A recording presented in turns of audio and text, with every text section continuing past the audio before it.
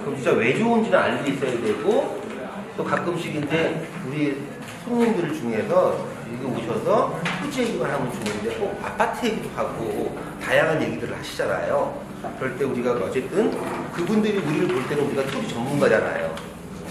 뭐 너무나 깊이 있는 걸 알 수는 없지만 최소한 토지의 용도라든가 지목 정도는 알고 대응을 해야 될 것 같아서 오늘 간단하게 좀 정리를 한 거예요. 근데 이거 표를 보면 어려워. 일단 양도 많고. 근데 이거 갖다가 무작정 암기하실 필요는 없어요. 근데 간단히 한번 정리를 해볼 테니까 제가 시킨 대로 하시면 조금 더 암기하기나 이해하기가 쉬워요. 일단 땅이 됐든 뭐가 됐든 모든 기준은 다 누가 기준이냐면 인간을 기준으로 하는 거예요. 나눌 때는 항상. 분류를 할 때는. 왜? 우리가 분류를 왜 합니까? 사람이 편하자고 하는 거 아니에요. 그러면 땅도 우리 인간이 살기 위해서 존재하는 거 아니에요. 그러면은 이 땅을 분류할 때 어떻게 분류하는 게 제일 편하겠어요? 사람들이 모여 사는 것과 사람들이 살기 위해서 뭐가 필요해요? 먹을 게 필요하겠죠. 그럼 뭘 줘야 돼요? 공사를. 그래서 토지의 1차 분류는 딱 두 가지밖에 없어요. 딱 두 가지. 뭐다? 도시와 농촌이에요. 쉽게 얘기하면. 뭐하고 뭐밖에 없다고요? 네, 도시와 농촌을 나누는 거예요. 그러니까 지리학에서도 마찬가지고 경영학에도 마찬가지예요. 토지는 딱 두 가지만 나누면 돼요. 인간이 모여 살기 위해서 필요한 공간은 뭐다? 도시지역이라고 불러요. 그리고 인간이 살기 위해서 필요한 식량을 공급하는 것을 농촌지역. 그래서 땅은 딱 몇 가지로 나눈다? 도시지역과 농촌지역으로 나눠요. 근데 농촌지역을 여기서는 뭐라고 불러요? 농림지역이라고 불러요. 왜? 농촌 하니까 누가 기분이 나빠서? 산이. 그래서 농림, 임야. 그래서 농촌과 임야를 묶어서 농림지역이라고 하고 인간들이 모여 사는 곳을 뭐라고 부른다? 도시요. 그래서 토지를 분류하실 때는 무조건 크게 몇 개로 분류하시면 돼요? 두 개로. 하나가 뭐? 도시지역. 하나가 농림지역이에요. 그러니까 이렇게 할게요. 다 여러 가지 방법들이 있어요. 분류하는 방법들은 하나마다 다르겠지만 저는 여러분들 듣기 위해서 크게 뭐와 뭐로 하자? 그렇죠. 그러니까 지역을 분류할 때 뭐와 뭐로? 도시지역과 농림지역으로 분류를 하면 되는 거예요. 그럼 이 도시지역은 뭐예요? 쉽게 말하면 인간들이 모여 사는 거예요. 그래서 인위적인 것들이 많겠죠. 농림지역은 이 도시에 사는 사람들에게 뭘 공급하기 위해서? 먹거리를 공급하기 위해서 농사를 짓거나 임업 생산물을 제공할 수 있는 거예요. 그래서 두 개로 나눠요. 그럼 꼭 그런 질문 하나 있어. 그럼 수산물은 안 써요, 그 사람들이. 왜 안 쓸까요, 그럼? 바다는 토지가 아니잖아. 이거 수산물 넣으면 안 되잖아. 바다는 토지가 아니니까. 그리고 혹시나 참 옛날에 박명수가 텔레비 나와서 그런 적이 있어요. 자기가 뭐 땅을 한번 샀는데 낮에 갔더니 땅이 좋아하고 사서 그다 거짓말인 거 아시죠? 왜냐면 우리나라처럼 밀물 썰물이 큰 데서 낮에는 육지고 밤에 바다가 되는 그런 간섭지라고 그래요. 갯벌이라고 그러잖아. 그거는 다 지목상 천이나 해로 나오기 때문에 매매가 안 돼요. 그러니까 뭐 박명수 했던 거 다 웃자고 농담이야. 또 괜히 또 본인들이 그 말 써먹지 마요. 자꾸 시켜보이는 거야. 그거는 거래 자체가 안 돼요. 왜냐면 다 비교지기 때문에. 네. 일단 이제 정리해놓고, 그럼 일단 우리가 도시도 공부해보잖아요. 그러면 도시가 있어요. 그럼 도시를 나라에서 지정해놓고 그냥 막 관리를 할까? 아니면 좀 계획적으로 관리를 할까요? 그래서 어떻게 관리할까? 여기는 집만 져라. 여기는 뭐도 해라. 상업도 해라. 여기는 공장도 져라. 라고 도시를 구분을 해요. 위치를. 그렇지 않으면 막 섞이면 어떻게 되겠어요? 도시가. 개판이 될 거 아니에요. 그래서 몇 개로 나눈다. 도시를.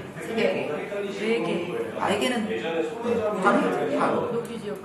첫째, 제일 중요한 게 뭐예요? 도시에서. 근데 살아야 될 거 아니야. 뭘 져야 돼? 집을 져야 될 거 아니에요. 그래서 제일 중요한 게 주거지요. 네. 근데 주거지에 다시 막 숫자 나오잖아. 네. 그러면 이걸 안 가는 건 무리가 있어. 그럼 어떻게 안 가면 되느냐? 숫자가 클수록 좋은 거야. 즉, 뭐다? 융통성이 있어서 숫자가 클수록 용적률도 높아지고 건물 종류도 다양해지고 라고만 생각하시면 돼요. 여기서 복잡하게 들어갈 때는 손님이 물어보면 어떻게 하면 돼? 그냥 우리한테 대륙. 어설프 설명해 먹어버릴 수가 없어. 근데 그것만 알자는 거예요. 난 주거지역이 있다는 걸 알고 주거지역에 뭐 1종, 2종만 3종 나오잖아요. 그럼 숫자가 클수록 좋은 거야. 누구한테? 사람한테. 개발하는 사람한테. 다양한 걸 할 수가 있어요. 그러니까 그건 문제 없겠죠. 네. 그 다음에 집만 있다는 사람이 못 살아요.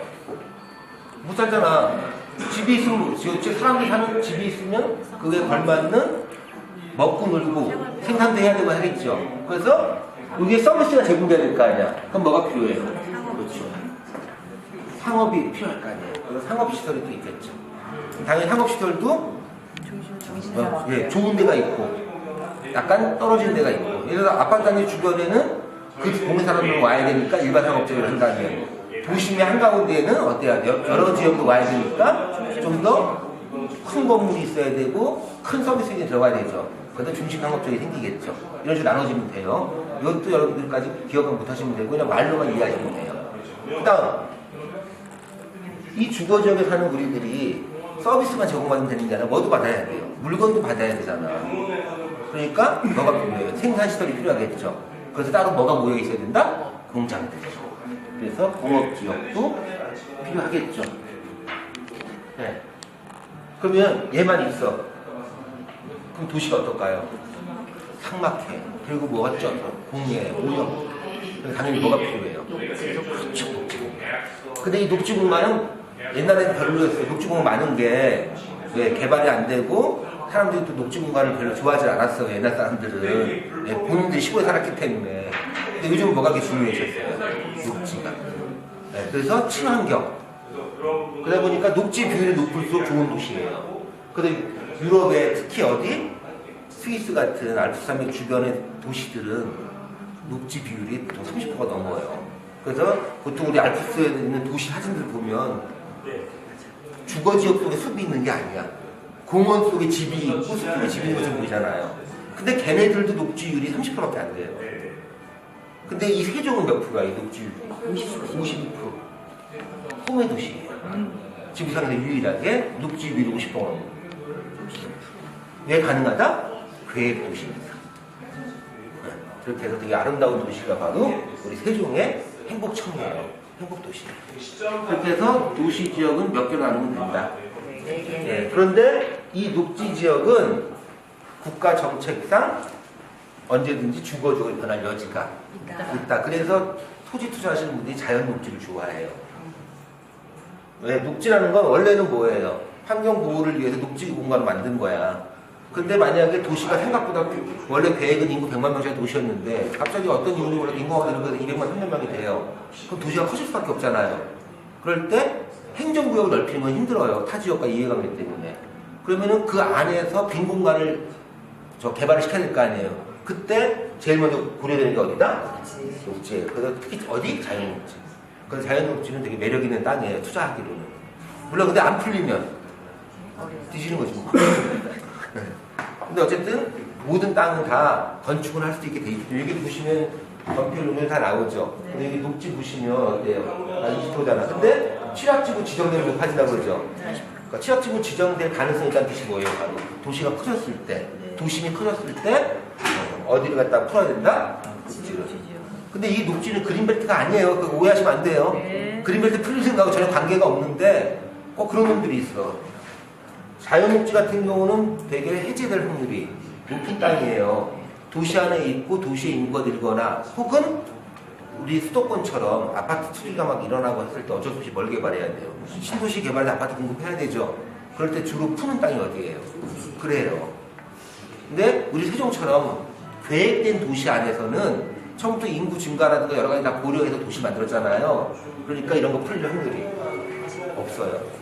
그나마 녹지는 조금 있을 수 있지만 그린벨트는 절대로 풀릴 일이 없다. 그래서 그린벨트는 팔지도 마시고 사지도 마시는 게 좋아요. 특히 세종에서는. 다른 지역은 가능해요. 왜냐면 다른 지역은 70년대 막 우리 난개발될 때 급하게 그린벨트를 만들었어요. 그러다 보니까 지금 필요에 의해서 그린벨트를 풀 여지가 있어요. 하남 같은 데는 많이 풀어요. 도시가 팽창하다 보니까. 하지만 우리 세종은 처음부터 계획된 도시잖아요. 그리고 계획된 도시대로 그 계획에 맞춰서 개발을 하고 그 이상은 절대 개발을 안 할 거기 때문에 세종시 주변에 있는 그린벨트는 풀릴 확률이 없어요. 여러분이 남자되는 게 빨라요. 이거 풀리는 겁니다. 그리고 절대로 없다는 거. 그거 꼭 명심하셔야 돼요. 그럼 이제 도시지원 이렇게 묶였죠? 여기까지 이해되셨어요? 네. 네. 그럼 이제 나머지 하나가 뭐예요? 농림이죠. 그럼 이제 농림지역 한번 보세요. 농림지역은 처음부터 사람이 사는 곳이 아닌 걸 전제로 한 거잖아요. 그래서 뭘 해라? 도시지역에 사는 사람들한테 먹거리를 제공하기 위해서 생산을 해라. 친환경적인 농사 짓고 임업생산물 주라는 거죠.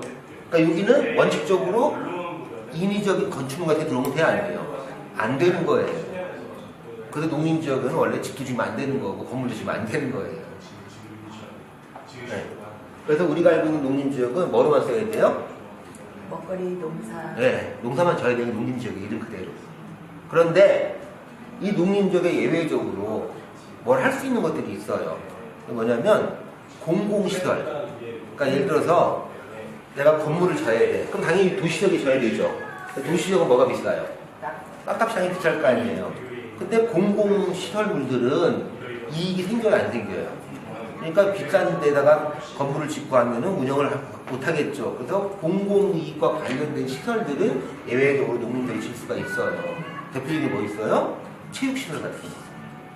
그래서 가끔 이 산속에 뭐가 있어요? 골프 연습장 있잖아. 그거 사실 편법으로 한 거예요, 그게. 그 다음에 농림지역에 제일 많이 짓는 게 있어, 우리나라 나쁜 놈들이. 그래서 그 땅, 그 주변을 다 망쳐. 뭐? 종교시설. 제일 나쁜 거야, 그게. 그래서 산 속에 가면, 특히 서울에 가면, 서울 주변에 청평, 양평 같은 데 가잖아요. 그럼 막 산이 이렇게 생겼거든? 근데 여기 하나 딱하니 길이 나 있고, 가서 올라가면 이거가 있어? 절이 있어. 교회 영수입니다. 이거 종교시설이라는 뭐 편법을 써갖고 이 땅을 길을 내는 거예요. 이게 가장 나쁜 거예요. 본래가 안 됐다고? 되긴 돼요. 근데 얘네는 이걸 갖다 순수하게 종교시설 만든 게 아니야. 토지 투기를 거죠. 왜? 농림지역에서 길이 나면 그 땅값이 올라가. 보통 올라가는 게 아니라 10배 이상 올라가요. 왜? 농림지역은 땅값이 작기 때문에. 종교시설에 농림지 들어갈 수 있어요? 네. 있어요. 되게 쉬워요. 있어. 우리나라는 무조건 돼요. 우리나라는. 왜 되냐? 우리나라는 종교법이 없다는 거 아시죠? 세계 선진국 중에 우리나라만 유일하게 종교법이 없어요. 그래서 우리나라는 세금을 안 내요. 그리고 그러니까 원래 종교법이라는 게 뭐냐면 이제 종교에서도 수입이 생기잖아요. 헌금을 해든 시주를 하든. 그럼 그거에 대해서 세금을 내야 되는데 그 법이 없어요, 우리나라에. 그 세금을 징수 못해. 그러면은 여러분들 하는 교회 목사님이 나 세금 내야 하잖아. 그럼 그거는 교회가 세금을 내는 게 아니라 목사님이 개인 소득세를 내는 거예요. 교회에서 월급 탄 거에 대해서 자기가 자진 신고하는 거지 교회 자체가 세금을 내는 게 아니에요. 교회는 뭐가 없어요? 세금이 없어요. 면세예요. 그리고 그 돈의 쓰임에 대해서 국가에 보고할 의무가 없어요. 그래서 교회는 재정장로하고 목사님 마음대로 그 돈을 쓰는 거고 절은 주지가 지 마음대로 돈을 쓰는 거예요. 그냥 일반 논 같은데 평평한 논에다 사서 해도 된다는 절대 농지는 좀 문제가 있어요. 그냥 농림지. 네, 근데 절대 농지는 절이나 교회를 질 필요가 없는 게 개발이 안 되는 땅을 싹 타서 농림지역에다 종교시설 만들고 길 만들어서 이 주변에 땅값을 올리기 위해서 하는 거니까 나쁜 땅에다 같이 좋은 땅에 할 필요가 없잖아요. 네, 그래서 여러분이 가다가 산에 뭐가 있어. 자세히 보면 대부분 불상이 서 있거나 십자가가 서 있거나 해. 근데 거기는 100% 농림지역이 개발이 불가능한 곳이에요. 근데 종교시설에 한해서만 허가가 나니까 그리고 원래 종교시설도 길가에서 가까운 50m 안에다 해야 되는데 이것들이 백을 쓰고 해서 한 300m 안에다 만들어. 그리고 그래서 길을 쭉 내는 거예요. 그럼 이 주변 땅값은 최하 10배에서 30배까지 올라가요. 평당 1, 2만 원짜리 땅이었으니까 몇십만 원 금방 되거든. 근데 계획관리 같은 데다가는 해봤자 자체가 비쌌으니까 물론 이제 절대 금액은 많이 오르겠지만 수익률 따지면 10배, 20배 오르는 건 농림지역이에요. 그래서 제가 가끔 그런 얘기 해요. 목사님이시면 농림지역 땅 사셔가지고 교회 지시라고 공부하는 거. 그리고 이제 체육시설도 그런 것들이 있고요. 수련원 같은 네, 맞아요. 우리나라가 이렇게 농민도 풀어주는 건 한 가지예요. 국회의원들이 표를 의식하기 때문에 종교 쪽하고는 대립을 못해서 그래요. 그럼 그게 나중에 뭐 몇 년 지나면 바로 계획관리가 될 가능성이 있는 거예요? 개발을 했다 하면? 안 된다고 하던데. 그런 건 없어요. 근데 필요가 없는 게 농림지역도 뭐가 가능해요. 어쨌든 건축이 가능하잖아요. 농가주택 같은데. 그런 걸 편법으로 집을 짓고 하니까 길만 만들어지면 땅값은 오르고 또 주변에 있는 우리 같은 사람들이 또 손님들을 부추겨요. 여기 6m 들어 있지 않냐. 그럼 이 주변에다 뭐 해라. 농가주택을 짓든 카페 같은 걸 해라. 근데 카페가 허가가 안 나니까 뭐로? 매점으로. 편법으로 다 해요. 그러다가 한 번씩 뒤지는 경우가 있어요. 이건 여담인데 여러분 양수리 혹시 아세요? 네. 양수리 양수리 양쪽에 있잖아요. 이쪽은 양수리, 이쪽은 서종이잖아.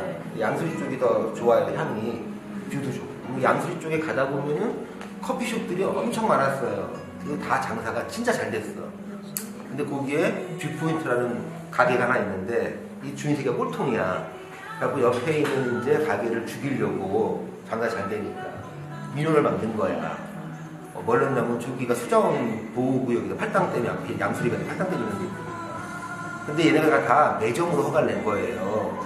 저걸로 안 내고 카페는 허가가 안 나니까 매점으로 내갖고서 커피를 팔았는데 매점은 커피를 들고 와서 팔 수가 있어요. 근데 만들어서 못 팔아. 주방시설을 하면 안 되는데 매점으로 허가 내고 하다가 막 주방도 만들고 음식 팔아갔을 거 아니에요. 근데 대충 눈 감고 넘어갔는데 이놈이 계속 민원을 낸 거예요. 옆에 가게 죽이려고. 그래서 이제 민원이 아주 심하니까 조사를 나왔을 거 아니에요. 그래갖고서 민원은 빅포인트도 망하고 지도 똑같이 했으니까 얘도 망하고 그래서 분명 망한 게 아니라 근처에 있는 카페 10몇 개 다 망했어. 그래갖고 쭉 뭘 닫아서 버렸다. 그러니까 엉뚱하게 정식으로 허가내서 하던 옛날부터 허가내던 장사 안 되던 곳이 대박이 났어. 네, 그러니까 절대 나 혼자 잘 사는 법은 없어요. 근데 이제 이건 여담이 어쨌든 우리가 절대로 건축을 해서는 안 되는 곳이 농림지역인데 이렇게 편법으로 하고 그 다음에 얘는 편법으로 해놔도 문제가 안 생겨요. 근데 편법으로 했다가 문제가 생기는 곳이 있어요. 좀 이따 설명할 수자원 보호구역이에요. 네. 거기 같은 경우는 폐수를 내보내도 안 되지만 서사 몰래 하다가 걸리면 그거는 바로 형사 문제가 돼요. 특히 어디 같은데 우리 저기 식수원 공급하는 팔당댐 위에 같은 데라든가 대청댐 위에 같은 데다 했다가는 바로 세고랑을 차요. 그러니까 아무리 돈 욕심이 생겨도 그런 걸 하면 안 돼. 왜 이래 이거? 이런 짓 하면 안 돼요. 네. 수자원 보호구역에다가 건축하는 것도 안 되지만 이런 짓도 하면 안 돼요. 네. 그럼 이제 우리가 도시적은 정리가 됐고 농림도 정리가 됐잖아요. 그 다음에 이제 그러면은 일단은 지역은 크게 두 개였잖아요. 근데 법적으로 지역은 4개로 나눠져요. 원래는 여기도 보시면 도시지역이 있고 농림이 있죠. 그 다음에 자연환경보존지역이 있고 관리지역이 있어요. 근데 원래 지역은 4개로 나누는데 저는 왜 2개로 나눴냐면 이 도시하고 농림을 나눠주고 나면 요 중간에 있는 땅들이 있어요. 경계선에 있는 땅들. 도시로 해주기에는 아직 너무 주변에 아무것도 없어. 인프라가 없어. 그렇다고 농사만 지라고 하기엔 땅이 좀 아까워. 그럴 때 나라에서 내가 관리를 하고 있을게. 그러다가 도시지역이 커지면 도시로 편입을 시켜주고 아니면 평소에 계속 농사를 짓게끔 나라들이 좀 관리를 할 거야 해서 도시와 농림지역 사이에 과도기적인 땅이 관리지역이에요. 근데 관리지역에 몇 가지가 있어요? 3가지가 있어요. 근데 관리지역은 원칙적으로 도시와 농림의 중간에 있는 땅이에요. 그러니까 도시가 돼도 문제가 크게 없고 농사만 져도 크게 문제가 없는 땅이에요. 그걸 다 뭐라고 부른다? 그래서 관리지역이라고 불러요. 그래서 국가에서 뭘 한다? 관리를 하는 거예요. 계속해서 주시하고 있어요. 왜? 봐서 도시가 커지면 뭐로 편입시켜줄 거니까. 도시로. 그렇지 않으면 농사를 짓게 해야 되는데 이 땅 주인이 딴짓거리 할까봐 계속 관리를 하겠다는 뜻이에요. 그래서 이름이 관리지역이에요. 관리지역도 몇 가지 나옵니다? 보존, 생산, 계획이죠. 그럼 보니까 보존하라는 것 같아. 뭐를? 이 땅 자체를. 그러니까 좋은 거야, 나쁜 거예요? 나쁜 거예요. 그러니까 농림에 가까운 땅이에요. 관리지역이지만. 웬만하면 손대지 말고 보존해라. 말 그대로예요. 그다음에 생산은? 야, 그래 이따가 너네 집 같은 거 질 수 있는데 웬만하면 도시지역 쪽보다는 농업 생산 쪽에 신경 써. 대신 집 정도는 쉽게 해줄게 해요. 계획관리는 얘는 도시에 되게 가깝고 도시가 바로 될 것 같은데 당장은 아직 도시는 아니야. 근데 농사 짓고 살기에 너무 아까운 땅이야. 그래서 계획 좀 나중에 쓰자 해서 한 거예요. 그래서 관리를 중에 제일 좋은 게 뭐다? 계획 관리. 근데 계획 관리는 준도시지역과 같은 법적 효력을 가져요. 근데 여기 뭐까지 들어올 수 있어요? 기초적인 상업시설, 근린생활시설까지 들어올 수 있는 거예요. 근데 우리가 흔히 말하는 토지의 꽃을 계획 관리라고 해요. 왜?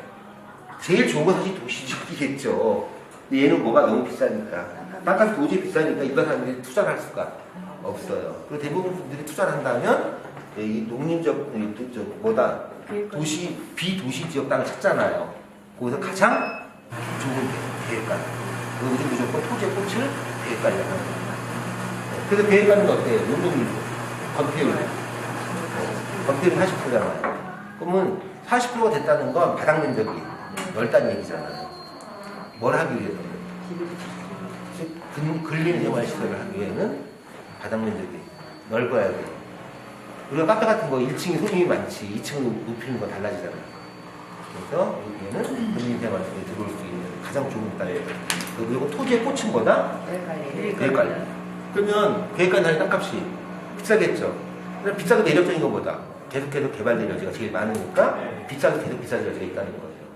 그러면은 우리가 일반적인 투자나 또는 내가 땅을 갖고 싶을 때는 계획관리 하는 게 맞죠. 근데 우리 같은 시행사가 대교리처럼 대지조정 사업을 한다. 그러면은 대지가 궁극적으로 모든 토지의 꿈이잖아요. 그럼 우리가 대지를 만들어주면 그 전에 있었던 이 앞에 있는 땅에 건폐율이나 용적률은 따라갈까요? 안 따라갈까요? 그대로 간다. 그대로 간다. 따라가요. 네, 따라가요. 그러니까 인간도 그렇고 땅도 그렇고 과거는 지울 수가 없어. 그걸 착하게 가야 돼. 항상. 네. 따라가요.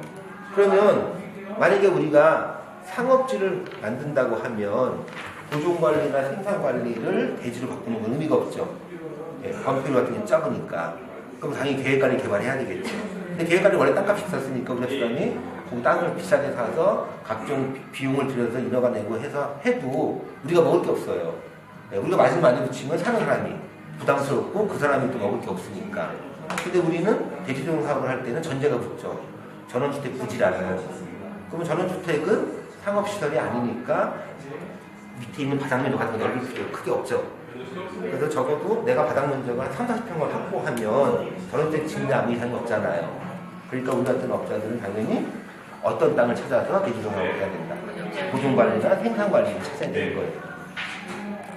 우리가 계획관리적에다가 대지조정 사업을 하는 건 진실이에요. 그걸 누가 더 받아주실 수밖에 없어. 손님한테.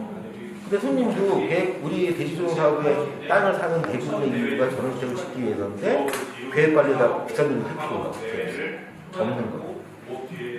그러니까 혹시나 손님들이 이제 우리 대교리 땅을 물어볼 때 이거 용도가 뭐였어요 할 때 대지잖아요 하고 자꾸 어기시면 안 돼. 뭐였다? 생산관리였다. 근데 이게 대지로 적용이 되는 거다. 그래서 건폐율 몇 프로라는 걸 설명을 좀 해주셔야 돼요. 근데 전원주택을 짓는 분할 때는 사실 건폐율이 40년, 60년, 40년, 60년 큰 의미가 없어요. 어차피 건폐율이 넓어도 다 넓은 땅을 찾아야 돼. 거기다 집을 지을 사람은 없으니까. 참고로 아시라는 거예요. 구태 설명할 필요는 없는데 여러분들이 질문을 받았을 때 버벅거리면 안 돼요. 그 사람들이 누구로 아니까. 토지 전문가가. 그리고 혹시나 난감한 질문이 나오면 바로 얼른 화장실을 가는 거예요. 잠깐만 화장실 갔다 올게 하고 전화해?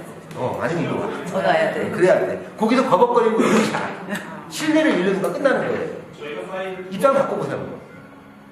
그러니까 뭐 땅도 땅이지만 쉽게 막 흔히 학원을 예를 들어 학원 상담 갔어. 근데 원장이 입시를 하나도 몰라. 그러면 그 학원 애들 보내요? 똑같아요. 땅 사러 온 사람한테 여러분이 땅 얘기를 못 해주면 그 사람들이 신뢰를 갖겠냐. 근데 내가 다 완벽하게 알 수가 없잖아. 그래서 아는 데까지 얘기하다가 민감한 게 나오면 어떻게? 화장실에. 그렇죠. 그럼 돼. 알게 되는 거야. 그거 전화해. 맞아. 바로 전화해. 그럼 이제 우리가 이 중간에 뭐가 있다는 것도 알았어요? 관리지역 있다는 걸 알았죠? 그 다음 이 도시가 자꾸 팽창을 해요. 그럼 팽창을 제대로 해주면 좋은데 그게 어디 우리 뜻대로 되는 게 아니잖아요. 누가 끼니까 투기 세력이 끼고 하면서 난개발을 할 수밖에 없게 되잖아요. 그러다 보면은 도시에 뭐가 망쳐져? 환경이 망쳐지죠. 그래서 죽었다 깨도 여기는 뭐로 도시 환경을 위해서 개발하면 안 되라는 것이 생겨요. 그게 바로 개발 제한 구역. 소위 말하는 뭐예요? 그린벨트. 그래서 자연환경 보존지역이라고 써 있잖아요. 네. 네, 이게 바로 그린벨트예요. 네. 그 얘는 절대로 손대면 안 돼요. 안 돼요. 사지도 마요. 절대 안 바뀌어요. 절대 안 바뀌어요. 단 바뀔 때가 있어요. 공원이 해제되면 어디다 바뀌는 곳이 다양한 게 있어요. 호치민 같은 데 바뀌어요. 네, 인구가 무지 드니까. 대표님이 네. 그린벨트 지역에 있어요. 좋은 땅에 네. 아는 분이 누구한테 전화를 해보더라고. 이거 절대 안 바뀌냐고. 그러니까 절대 안 바뀌냐고. 네. 우리가 남자가 되는 게 맞아요. 지금 그린벨트가 풀리는 곳은 두 가지 전제가 있어요. 첫째는 인구가 급속히 늘어져서 이 행정구역에서 커버할 수 있는 인구를 넘어버린 거야. 그럼 이 인구를 수용을 해야 되고 이 사람들한테 집도 주고 건물도 주고 다 해야 되는데 땅이 도저히 없다 할 때 그린벨트 해제를 마지막으로 해요. 근데 그러려면 인구가 늘는 게 전제가 돼야 되잖아요. 근데 지금 우리나라에서 인구가 느는 곳은 세종밖에 없는데 세종은 처음부터 계획도시잖아요. 그러니까 세종이 처음에는 인구 30만, 50만을 중심으로 계획한 건 맞지만 행정구역은 100만 명 이상 수용할 수 있는 땅 크기를 갖고 있어요. 세종의 땅 크기가 서울의 4분의 3이에요. 지금 서울에 몇 명 살아요? 1000만 명 살잖아요. 여기는 겨우 30만 명 살아요. 그러니까 여기가 인구가 200만 명, 300만 명이 되기 전까지는 그린벨트 해제할 일이 없다는 거예요. 그러니까 우리 사는 데는 안 돼. 그리고 세종은 이미 인구가 80만 명까지 계획이 돼 있잖아요. 근데 그 인구를 지금 우리가 있는 그린벨트 주변이 남쪽에다 늘리자는 게 아니잖아요. 이쪽은 50만 명까지만 꽉 채우고 그 다음에 어디로 가자? 북쪽으로 가자는 거잖아요. 북쪽은 워낙 빈 공간들이 많으니까. 그리고 그쪽은 주거 환경이 이렇게 썩 좋지 않고 또 인구가 무조건 된다고 먹고 살 수 있는 게 아니잖아요. 그래서 먹거리인 공업지역을 만든 거잖아요. 그래서 세종에서 그린벨트가 풀리는 항목은 진짜 없어요. 그리고 또 구태여 그린벨트 사서 유행을 바라는 것보다 발품 팔아서 좋은 땅 사시면서 얻는 수익률이 더 높아요. 그린벨트 사놓으면 10년, 20년 마당에 기다려야 될 거 아니에요. 근데 우리 청소년 같은 거 땅 사서 4년 주기로 두세 배씩 뻥튀기 하면 그린벨트 풀릴 때까지 얻어지는 수익률이 뭐 10배를 기대했다. 우리도 10배 돼요. 두세 번 돌리면. 그러니까 생각하기 나름이고 계산하기 나름인데 우리나라 사람들은 계산을 안 해요. 그리고 투자의 가장 원칙인 복리라는 그 마술을 몰라요. 그렇게 얘기를 해줘도. 복리가 뭔지 아시죠? 이자 붙는 거. 그럼 우리가 1억을 투자했어요. 1년에 20%의 이자가 그러면 몇 년에 따블이 돼요. 딱 5년이라고 얘기를 해. 그거는 단위일 때 그래요. 복리는 4년 만에 따블이 돼. 왜? 처음에 내가 1억을 넣었죠. 그럼 1년에 얼마가 생겨요? 1억 2천이 생기죠. 그럼 1억 2천을 또 투자하는 거야. 그럼 그 다음에 1억 4천이 아니라 1억 4,800이 생긴단 말이에요. 그게 복리의 무서운 거예요. 근데 여러분들은 그런 생각도 안 해. 근데 문제는 여러분 생각을 안 하니까 투자자한테 여러분 지인들한테도 설명을 안 해주는 거야. 그러니까 토지 투자하면 무조건 돈이 묶인다. 무조건 돈이 묶인다. 그리고 몇 년 후에 따블이 돼봐서 양도세 뺏기면 남는 게 없다. 그러니까 사람들이 아파트를 산더라고. 마치 아파트는 뭐 황금알 나는 거위처럼. 근데 강남의 아파트가 오른 거 맞아요. 근데 그 생각을 하셔야 돼. 내가 강남의 아파트가 오른 건 내가 아는데 우리 뭐 처가지고 하고 했으니까 아는데 20억 주고 아파트 사서 3억 올랐을 때 3억 올랐다고 얘기를 해. 3억만 얘기를 해요. 근데 얼마 썼어요? 20억에 3억 올랐으니 몇 프로 오른 거예요? 15% 오른 거야. 15%. 근데 우리가 1억짜리 땅을 사서 3억 냈잖아. 그럼 애기께 겨우 2억 올랐어 그래. 얼마 투자했는데? 수익률이 200%야. 15%가 200%가 어디에 갔냐고. 근데 3억 올랐는데만 얘기를 해. 문제는 여러분들은 20억이 없어. 여러분 지인도 20억이 없어. 그 본인 절대 그 게임에 들어갈 수가 없어. 근데 내가 남 얘기만 해. 그럼 정작 자기가 게임 머니가 1억이야. 그럼 1억 갖고 15% 벌면 300만 원 버는 거 아니에요. 아파트 살. 그럼 그거 벌 자리가 있으면 당연히 뛰어들어가야 되지. 근데 우리가 우리 땅 사서 뭐 1년에 20% 올라요. 그럼 1억 치면 겨우 2천만 원 올라? 아주 꼴값을 하는 거야. 지가 가진 판돈을 생각해야지. 네? 아니 점대짜리 보석판에서 100만 원짜리라고 생각하면 그게 말이 돼? 항상 수익률이나 버는 이익금은 뭘 생각해야 돼요? 자기가 갖고 있는 게임 머니를 생각해야지. 1억 가진 사람은 그거에 맞는 수익률을 안 따지고 절대 금액만 따져. 그래서 잘못된 투자를 하는 거예요. 여러분들이 그거부터 불식을 시켜줘야 돼요. 그래서 주변 분들이 투자를 하고 싶으면 먼저 그거보다 냉철하게 현실을 생각하는 거예요. 투자의 원칙은 자기가 가진 자금력 대비 자기 목표 수익률이 냉정하게 정해지면 그 이상을 바라는 건 사기당하는 지름길이에요. 100%. 세상에 안전하고 돈 많이 벌고 좋은 건 없어요. 네, 그런 게 있으면 누가 할 테니까. 내가 아주 미쳤다 남한테 줘? 그게 원칙이에요. 근데 너무너무 좋은 게 있는데 나 혼자 하긴 돈이 모자라니까 어쩔 수 없이 껴주는 거야. 그 사람도 이뻐서 껴주는 게 아니에요. 내가 큰 돈을 벌어야 되니까 내가 100억이 있어야 되는데 내가 50억밖에 없으니까 내 지인들한테 50억만 보태달라고 하는 거지. 그래서 항상 투자를 권할 때 두 가지 원칙이 적용돼요. 내가 먼저 투자해야 돼. 그리고 권해야 돼. 나는 안 해. 그리고 나는 뭐 좋은 거 하라고 그러면 그게 좋은 거야. 그럼 그 사람이 뭐라고 그러겠어요? 야, 그 좋은 거 가지고 나한테만 하니? 우리 그게 친한 사이였니? 하고 물어봐. 할 말이 없는 거예요. 그래서 제가 여러분들께 제 땅을 좋다고 얘기하면은 나는 내 전 재산을 넣어서 오르는 했기 때문에 내가 좋아했으니까 좀 더 같이 하자는 얘기를 하는 거예요. 그래서 항상 투자의 1번 원칙은 뭐다? 내가 투자한 땅을 권하라는 거예요. 그리고 두 번째, 숫자 계산을 좀 해주시라는 거예요. 막연하게 값이 오른다. 그러면서 맨날 우리 뭐 최하락이나 얘기하잖아요. 근데 이제 그런 거 안 먹혀.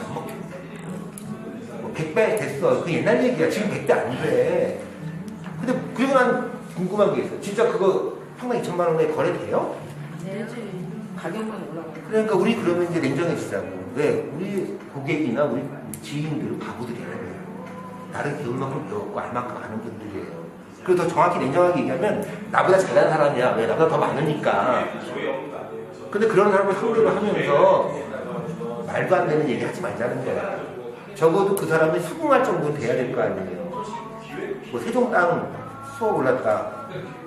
그래요, 다 올랐어요. 근데 우리가 그 혜택을 본 사람들은 아니야. 우리도 이제 혜택을 보자고 모인 사람들인지. 근데 마치 내가 번 것처럼 그렇게 얘기하지 말자는 거예요. 그럼 그 사람들이 그래, 너 이렇게 돈 많이 버는데 왜 나한테 돈 얘기하냐 하면 할 말이 없어. 그리고 항상 기본적으로 누가 봐도 수긍할 만한 그런 근거를 갖고 대화를 해야 거절을 당해도 망신을 안 당하고 인간관계가 깨지잖아요. 근데 가끔씩 보면 우리는 안 그래. 다행히 우리 식구들은 열심히 공부하신 거 아는데 밖에 있는 외국 분양하시는 분들 있어요. 며칠 전에 유튜브 봤더니 말도 안 되는 소리들을 떠주고 있더라고요. 유튜브에서도. 그 어쨌든 대한민국 사람들이 다 볼 수 있는 유튜브인데 뭐 아직도 세종에 2030년 인구가 50만 명이라고 하지 않나. 그 다음에 뭐 토지 투자하는 사람들이 얘기라 해서 우리나라 1년 예산이 428조 원인데 그중에 60%인 약 300조 가까이가 토지와 관련된 세금을 낸다는 거야. 토지값이 되게 오를 수밖에 없다는 거야. 나라에서 세금을 더 받으려면. 그게 다 개소리예요. 우리나라에서 관련된 부동산과 관련된 세금이 보유세가 있고 거래세인 취득세가 있고 할 거 아니에요. 그런 거 다 합해봤자 10%가 안 돼요. 우리나라 가장 세금 비중이 있는 법인세예요. 삼성이 내는 거, 현대가 내는 거. 만약에 그 사람 말대로 부동산과 관련된 세금이 300조 원이 거치면 대한민국 망한 나라예요. 그럼 부동산과 폭락하면 다 뒤지게. 근데 최소한 그런 소리 하지 말아야 될까요? 그런 소리를 본 사람들이, 서울 사람들이 어떤 생각을 할까요? 야, 세종에는 이런 양아치 새끼들이 땅 파는구나. 그럼 오히려 안 와. 그래서 우리는 잘못된 정보를 전달하면 안 되는 거예요. 최소한 우리가 하는 얘기가 근거가 있어야 되고 약간의 과장은 가능해요.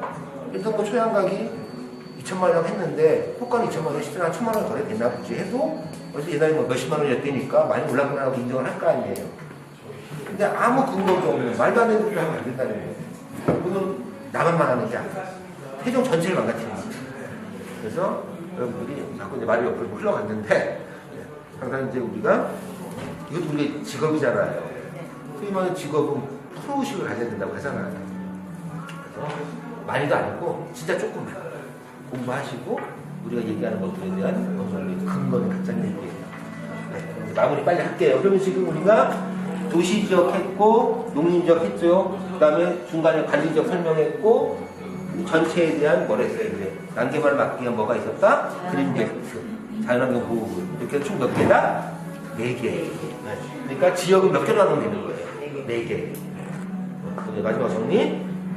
지역은 몇 개다? 4개. 1번 도시지역, 2번 농림지역, 3번 관리지역, 4번 그린벨트.